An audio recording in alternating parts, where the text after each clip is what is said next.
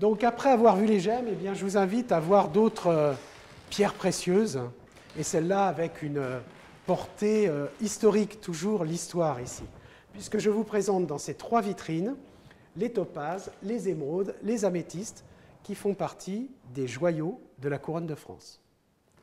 Alors là, on peut s'étonner quand même de cette présence ici au musée de minéralogie. Que font les joyaux de la couronne de France au musée de minéralogie?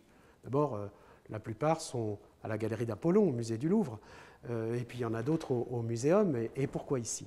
Alors c'est bien un morceau de l'histoire de France qu'il faut raconter. Parce qu'en fait, les joyaux de la couronne de France, en tant que tels, n'existent plus. Cette institution a été démantelée par la République en 1887. L'Assemblée vote la vente des joyaux de la couronne de France. C'est un acte éminemment politique, puisque ça signifie qu'on se sépare à jamais du symbole de la monarchie, des empereurs, des rois, c'est fini. Voilà. C'est Raspail d'ailleurs qui avait voulu ça. Alors il est mort au moment du vote de cette loi, mais quelque part il a gagné. Alors, ça pose quand même un problème, parce que à cette époque-là, on met plus de 50 000 pièces sur le marché, les cours s'effondrent, hein, donc ce n'est pas très très bien vendu. Il y a quelques acheteurs qui vont d'ailleurs faire de jolis profits autour de ça. Par exemple, Tiffany, hein, qui va acheter pour pouvoir revendre, bien sûr. C'est son métier, hein, et qui ne revendra pas tout à fait au même prix qu'il l'a acheté, évidemment.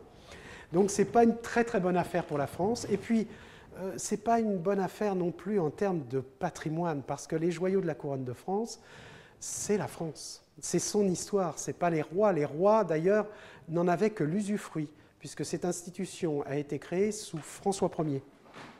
François Ier crée cette institution-là, donc les rois vont pouvoir l'utiliser, les empereurs aussi, bref, évidemment François Ier n'avait pas pensé à la République, hein, mais ça appartient à la République, bien entendu.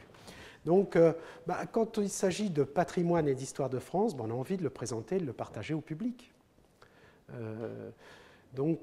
C'est ce qu'on fait par exemple à la galerie d'Apollon quand on présente les joyaux de la couronne de France. Alors au passage, il faut savoir que plus de 90% des pièces qui sont actuellement présentées ont été rachetées par la suite, ou données. Hein. Donc c'est dire un peu l'erreur de ce point de vue-là, puisqu'en fin de compte, très très peu de pièces vont être conservées, pas vendues. Si vous allez toujours au musée du Louvre voir le diamant, le Régent par exemple, voilà une pièce qui n'a pas été vendue.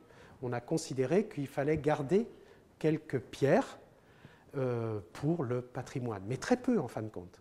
Donc il va en être déposé comme ça au musée du Louvre. Je parlais du Régent, il y a aussi la Côte de Bretagne et quelques autres pièces. Il y a aussi des belles pièces qui vont être déposées au Muséum d'histoire naturelle, et un lot donc de topazes, d'émeraudes et d'améthystes va être déposé à l'École des Mines et donc au musée de l'École des Mines. Alors pendant très longtemps, ces pièces n'ont pas été exposées. Elles n'avaient pas effectivement un intérêt minéralogique majeur. Puis il y avait peut-être aussi un souci de protection. Donc elles sont restées, pour la plupart d'entre elles, dans un coffre. Donc on a choisi très récemment, c'est en 2016 que ces vitrines ont été créées, de le faire partager au plus grand nombre et de montrer ces pierres qui sont plutôt impériales, hein, puisque certaines ont été sur des parures de l'impératrice Marie-Louise, les topazes, les améthystes, et d'autres sur la couronne du sacre de Napoléon III, ça c'est pour les émeraudes. Donc voilà un petit passage de l'histoire, avec un collier un petit peu énigmatique, là, en perles fines, qu'on a souvent présenté comme le collier de Marie-Antoinette, ce qui est une erreur.